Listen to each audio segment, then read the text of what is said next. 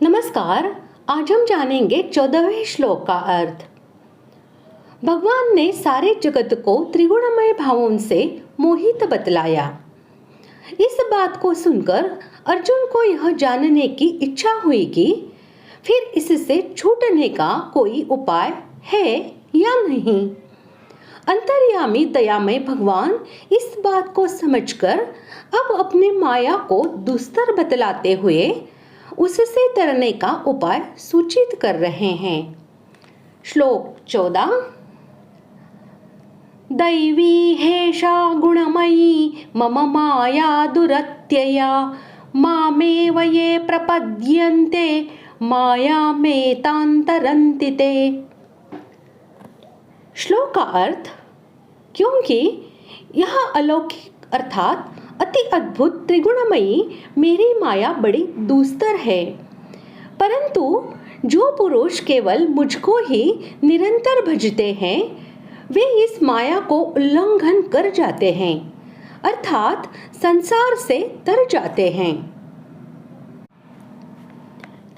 ऐसा यह पद प्रत्यक्ष वस्तु का निर्देशक है और प्रकृति कार्य रूप में ही प्रत्यक्ष है। इससे यह समझना चाहिए कि जिस प्रकृति का पिछले श्लोक में त्रिगुणमय भावों के नाम से कार्य रूप में वर्णन किया गया है, उसी को यहाँ माया नाम से बतलाया गया है।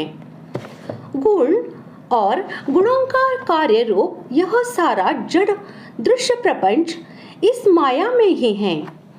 इसी से इसको गुणमयी कहा गया है। यह माया बाजीगरों या दानवों की माया की तरह साधारण नहीं है। यह भगवान की अपनी अनन्य साधारण अत्यंत विचित्र शक्ति है। इसी से इसको दैवी बतलाया गया है और अंत में भगवान ने इस दैवी माया को मेरी कहकर तथा इसे दुरत्यया बताकर यह सूचित किया है कि मैं इसका स्वामी हूँ। मेरे शरण हुए बिना मनुष्य इस माया से सहज ही पार नहीं पा सकता, इसलिए यह अत्यंत ही दुस्तर है।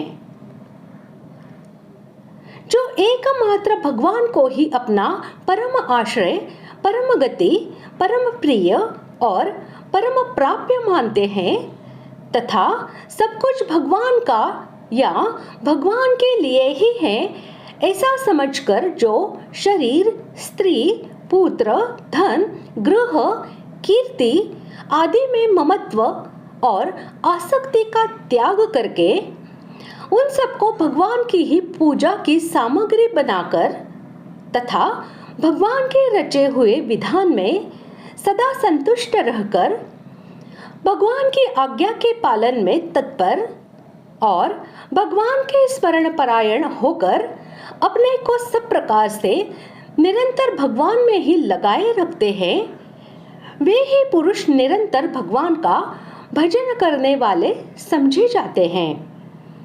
इसी का नाम अनन्य शरणागति है। इस प्रकार के शरणागत भक्त ही माया से तरते हैं। कार्य और कारण रूपा अपरा प्रकृति का ही नाम माया है।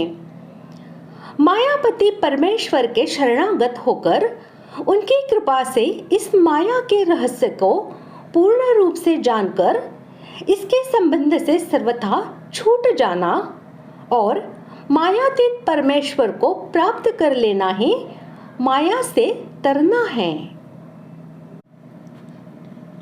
शरीर, इंद्रियां आदि सामग्री को अपनी और अपने लिए न मानकर भगवान की और भगवान के लिए ही मानकर भगवान के भजन में, उनके आज्ञा पालन में लगा देना है।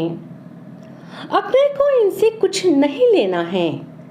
इनको भगवान में लगा देने का फल भी अपने को नहीं लेना है, क्योंकि जब भगवान की वस्तु सर्वथा भगवान के अर्पण कर दी, अर्थात उसमें भूल से जो अपनापन कर लिया था वह हटा लिया, तब उस समर्पण का फल हमारा कैसे हो सकता है। यह सब सामग्री तो भगवान की सेवा के लिए ही भगवान से मिली है, अतः इसको उनकी सेवा में लगा देना हमारा कर्तव्य है, हमारी ईमानदारी है। इस ईमानदारी से भगवान बड़े प्रसन्न हो जाते हैं और उनकी कृपा से मनुष्य माया को तर जाते हैं।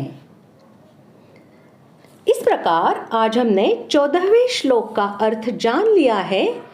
अगले भाग में जानते हैं 15वें श्लोक का अर्थ। धन्यवाद।